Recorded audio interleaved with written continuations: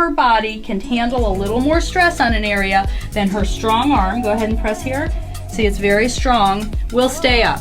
If a part of her body cannot handle a little bit more stress, then the arm will go down.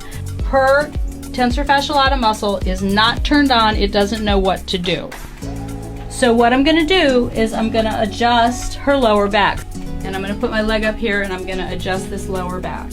If anybody's ever been to a chiropractor, you may have been adjusted this way. There are many different ways to adjust. So I'm gonna check and see if that's all her lower back needed. Now, touch your hip again and push. Now her hip is better.